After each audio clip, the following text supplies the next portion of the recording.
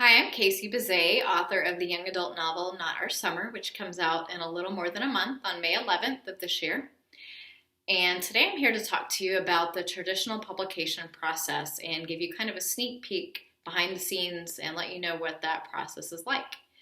So here is my experience. Everybody's is going to be a little bit different depending on which publisher they go with, if it's a small pub or a larger pub. Personally, I'm with Running Press Kids, which is an imprint of Hachette, one of the big five publishers. And here is how my process has gone. It started in December of 2019. I was able to get an offer of publication after participating in a contest called PitMad on Twitter. And the only thing I did a little backward is I ended up getting the offer before having a literary agent. Normally you need an agent in order to go with a big five publishing house.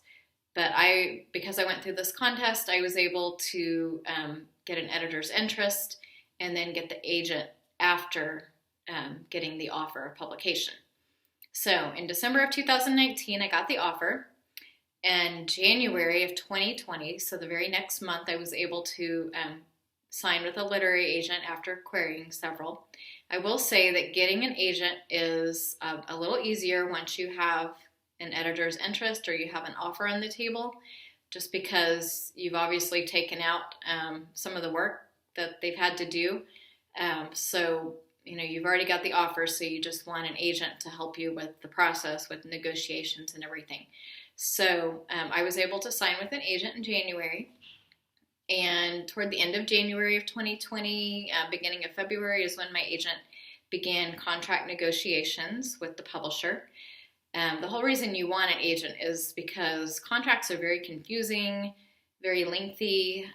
There's a lot of lingo that you're not going to understand. I did some research into everything beforehand, just in case I was going to have to do this alone. And you definitely want an agent if you can get one. So fortunately, I had an agent to help me through this process. She was able to get me a couple of things that I may not have gotten on my own, such as I was able to get a clause in my contract to have some input on the cover. And there were a few other things that she was able to get me that I wouldn't have known to do. So contract negotiations went on from January or end of January, February to about April. Now, I will say that this is also when COVID was just becoming a thing here in the U.S., and that slowed things down. From what I hear, it's not a very quick process anyways, but I think that definitely had an effect because people were shifting to working from home and whatnot. It was pretty worrying for me because I thought things might fall through because of COVID, but luckily that didn't happen. So I didn't sign my contract on my publishing deal until May of 2020. However, that doesn't mean I wasn't doing anything before that time. I actually was able to get started on my first round of edits in March. Now, I will say that with publishing, with the Big Five imprint, you generally go through 2 rounds of everything. So I went through 2 rounds of editing with my editor.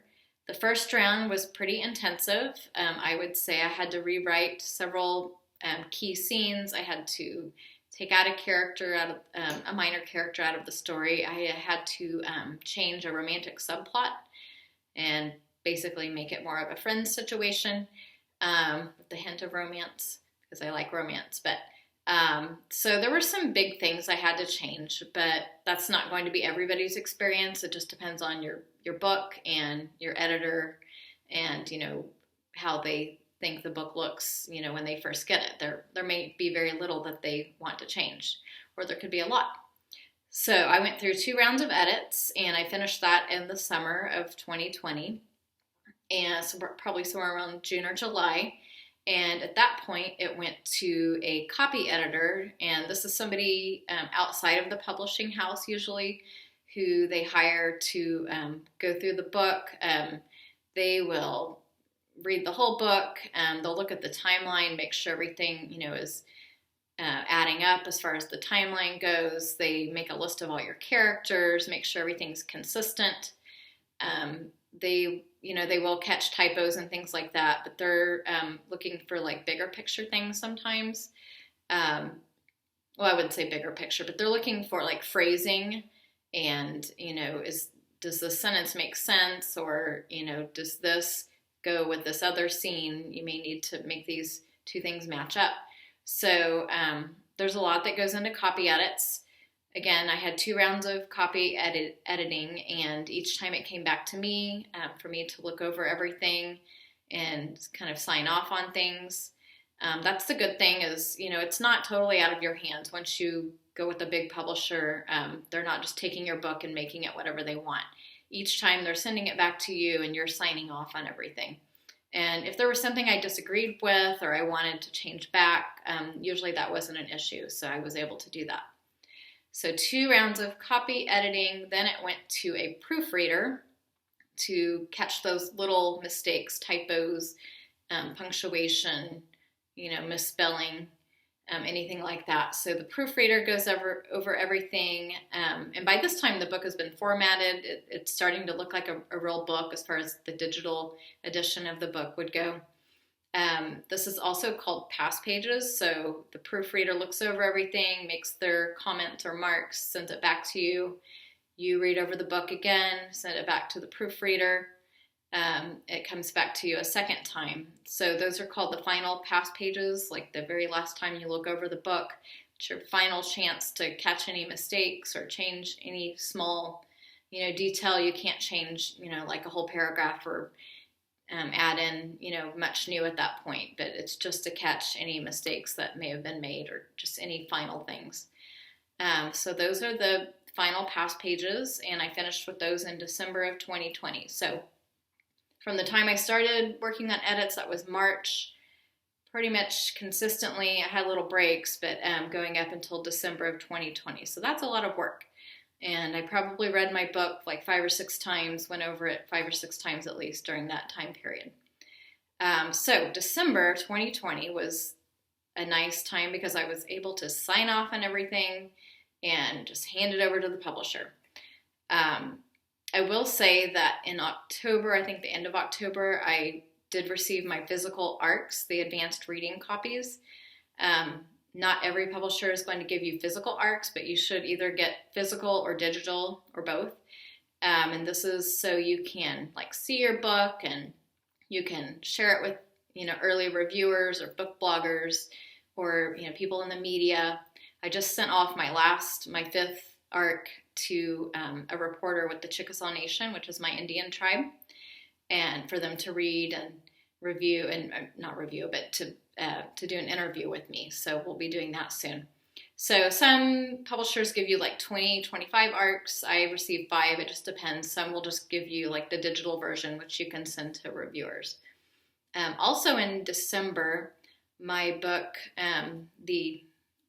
not the final book, but the ARC went up on 2 websites called NetGalley and Edelweiss, which are websites where people can go and read a digital copy and review the book. So I've had about 50 or so early readers and early reviews. So that just kind of builds buzz for your book.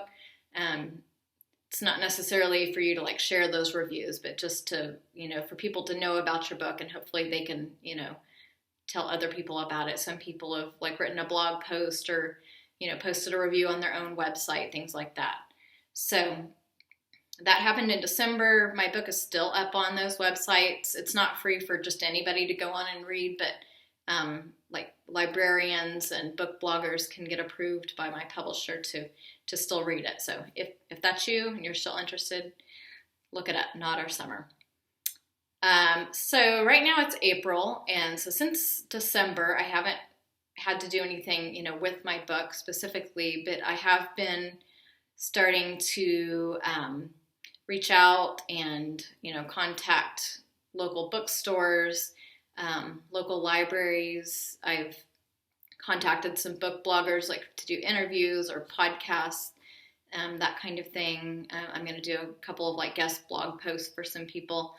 So I've definitely done some marketing things. Just because you go with a big publisher doesn't mean, you don't have to do anything. I mean, you could, but it's going to help if you can reach out and do as much as you can as far as marketing. I do have a marketing team at Running Press who and I have a publicist, forgot the word for a second.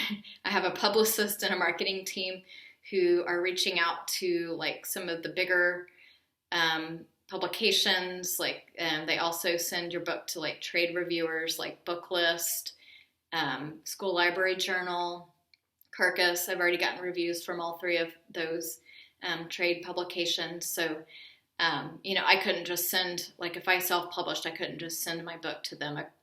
I think you can for some of them, but you have to pay a fee if you're self-published, but your publisher takes care of that.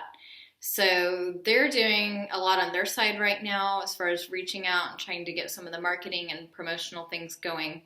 I'm doing what I can. Being a debut author, it's a learning experience. I have a debut group, thankfully, and we all kind of collaborate and talk to each other and share ideas. So that's helped out a lot.